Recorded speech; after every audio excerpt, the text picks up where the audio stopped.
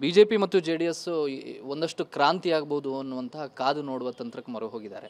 ಕ್ರಾಂತಿ ಆಗುತ್ತಾ ಅಥವಾ ಇದು ಕೇವಲ ಸಂಕ್ರಾಂತಿಯ ಎಳ್ಳು ಬೆಲ್ಲಕ್ಕೆ ಸೀಮಿತ ಆಗುತ್ತಾ?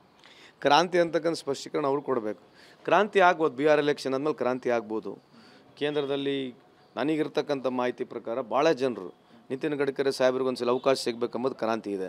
ಆ ಕ್ರಾಂತಿ ಆದರೆ ಅದು ದೊಡ್ಡ ಕ್ರಾಂತಿನೇ, ಅದು ಸಂಕ್ರಾಂತಿ ಪ್ಲಸ್ ಕ್ರಾಂತಿ. ಯಾಕಂದರೆ ಈ 11 ವರ್ಷದ ಅವಧಿಯಲ್ಲಿ ಕಳೆದ ಮೋದಿ ಸಾಹೇಬ್ರ ಸರ್ಕಾರದ ಅವಧಿಯಲ್ಲಿ ಯಾವುದೇ ವಿಷಯದಲ್ಲಿ ಎಲ್ಲ ವಿಷಯದಲ್ಲಿ ಫೇಲ್ ಆಗಿದ್ದಾರೆ. ಅದರ ಬಗ್ಗೆ ಯಾಕಂದರೆ ಚರ್ಚೆ ನಡೆಯೋದಿಲ್ಲ ಈ ದೇಶದಲ್ಲಿ. ಬಟ್ ಇದಿರ್ತಕ್ಕಂಥ ವಾಸ್ತುಸ್ಥಿತಿ ಅದಿದೆ. ಬಟ್ BJPಯ ಭಾಳಷ್ಟು ಮುಖಂಡರುಗಳು, BJP ಇರ್ತಕ್ಕಂಥ ಬುದ್ಧಿಜೀವಿಗಳು, ಯಾರು ಈ ಫೆನೆಟಿಕ್ ಎಲ್ಲಾರಂಗಿರ್ತಕ್ಕಂಥ ಸುಮ್ಮನೆ ಪ್ಲೀಸ್ ಮಾಡ್ತಕ್ಕಂಥ ಪೊಲಿಟಿಕ್ಸ್ನ ಯಾರಿದ್ದಾರೆ ಅವ್ರನ್ನ ಹೊರತುಪಡಿಸಿದ್ರೆ ಅವರೆಲ್ಲರ ತಲೆಯಲ್ಲಿ ಅದೇ ಇದೆ, ಬದಲಾವಣೆ ಆಗಬೇಕು, ದೇಶದ ದೃಷ್ಟಿಯಿಂದ ಬದಲಾವಣೆ ಆಗಬೇಕಂತಕ್ಕಂಥದ್ದು ಭಾಳ ಜನರಲ್ಲಿದೆ. ಅದು ಆಗ್ಬೋದು ಅಂತಕ್ಕಂಥ ನನಗೆ ಸಾಧ್ಯತೆ ಇದೆ ಅಂತ ನಾನು ಕಾಣಿಸ್ತೀನಿ. ಸಚಿವ ಶ್ರೀರಾಮ್, ಮಾಜಿ ಸಚಿವರು ಇವತ್ತೊಂದು ಆರೋಪವನ್ನು ಮಾಡಿದ್ದಾರೆ. ಕೇವಲ ಬಿಹಾರ ಚುನಾವಣೆಗೆ ಹಣ ವಸೂಲಿಗೆ ಈ ಥರದ ಒಂದಷ್ಟು ಆಫರನ್ನು ಹೈಕಮಾಂಡ್ಗೆ ಕೊಟ್ಟು ಮುಖ್ಯಮಂತ್ರಿಗಳು ತಮ್ಮ ಸೀಟನ್ನು ಉಳಿಸ್ಕೊತಿದ್ದಾರೆ.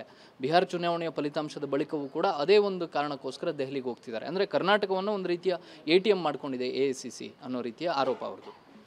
ಏನು ಹೇಳನ್ರಿ, BJPಯವ್ರಿಗೆ ಇದು ಬಿಟ್ಟರೆ ಬೇರೆ ಇದೆಯಾ? ಬಿಹಾರ್ ಬಗ್ಗೆ ಏನಾರು ಮಾತಾಡ್ತಾರೆ, ಚರ್ಚೆಗೆ ಬರ್ತಾರೆ. 7,500 ಕೋಟಿ ಇವರೇ ಲಂಚ ಕೊಟ್ಟಿರೋ ಜನಕ್ಕೆ. 7,500 ಕೋಟಿ ಹೆಣ್ಮಕ್ಳು ಕೊಟ್ಟಿದ್ದಾರಲ್ಲ, ಏನು ಕೊಟ್ಟಿರೋದು, ಎದಕ್ಕೋಸ್ಕರ ಕೊಟ್ಟಿದ್ದಾರಂತ 7,500 ಕೋಟಿ?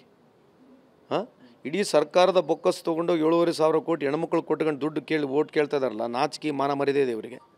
ಯಾವಾಗ ಎಲ್ಲ ಚುನಾವಣೆ ಬಂದಾಗ ಇವ್ರು ಮತ್ತೆ 20 ಸ್ಟೇಟ್ನಾಗ ಇವ್ರದಲ್ಲಿ ಇವ್ರ ಗತಿ ಹೆಂಗೆ ಮತ್ತೀಗ? 20 ಸ್ಟೇಟ್ಲಿಂದ ಹಣ ವಸೂಲಿ ಆಗೋದಿಲ್ಲ ಅಂತ ಇವ್ರದ್ದು.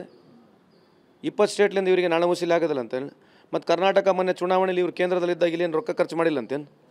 ಸುಮ್ಮನೆ ಏನಾಗೈತೆ ಒಂದು ಮೈಲೇಜಿಗೆ ಮಾತನಾಡ್ಬೇಕಂತಕ್ಕಂಥದ್ದು ಭಾಳ ಜನರದ್ದು ಒಂದು ಅಭಿಪ್ರಾಯ ಇದೆ.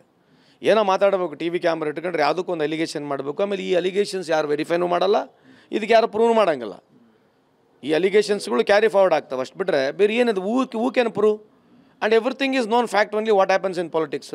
ಸುಮ್ಮನೆ ಮಾತಾಡಬೇಕು, ಏನೋ ಒಂದು ಮಾತಾಡಬೇಕು, ಒಂದು ಅಲಿಗೇಷನ್ ಮಾಡಬೇಕು. So beyond this is any point. Actually this does not have any status ಕೋನೂ ಇಲ್ಲ, ಇದಕ್ಕೇನು ಮೀನಿಂಗೂ ಇಲ್ಲ. ಇದ್ರ ಬಗ್ಗೆ ಚರ್ಚೆ ಮಾಡೋದು ವೇಸ್ಟು. ಸರ್, ಹಿರಿಯ ಸಚಿವರನ್ನ ಪಕ್ಷದ ಕೆಲಸಕ್ಕೆ ನಿಯೋಜನೆ ಮಾಡಬೇಕು ಅನ್ನುವಂಥ ಒಂದು ಚರ್ಚೆ, ತಾವು ಕೂಡ ಸೇರಿದಂತೆ ಕೆಲವೊಂದಿಷ್ಟು ಮಂದಿ ನಾವು ತ್ಯಾಗಕ್ಕೆ ಸಿದ್ಧ ಅನ್ನೋ ಮಾತನ್ನು ಹೇಳ್ತಿದ್ದಾರೆ. ಅದಕ್ಕೆ ಎಲ್ಲರೂ ರೆಡಿ ಇದ್ದಾರಾ? ತ್ಯಾಗಕ್ಕೆ ಎಲ್ಲರೂ ಸಿದ್ಧ ಇರಬೇಕು. ಹೈಕಮಾಂಡ್ ಏನು ನಿರ್ಣಯ ಕೊಡ್ತೈತೆ, ಏನು ತೀರ್ಮಾನ ಮಾಡ್ತೈತೆ, ಅದಕ್ಕೆಲ್ಲರೂ ಒಪ್ಕೊಳ್ಳೇಬೇಕು. ತ್ಯಾಗ ಅಂತಕ್ಕಂಥದ್ದು ಅದು ಸಿದ್ಧ. ಅದು ಯಾವಾಗ ಹೈಕಮಾಂಡ್ ಏನು ಡಿಸಿಷನ್ ತೊಗೊಳ್ತೈತೆ ಅದಕ್ಕೆಲ್ಲರೂ ಬದ್ಧವಾಗಿರಬೇಕು. ಇದಿಷ್ಟು ಸಚಿವ ಸಂತೋಷ್ ಲಾಡ್ ಅವರ ಮಾತು.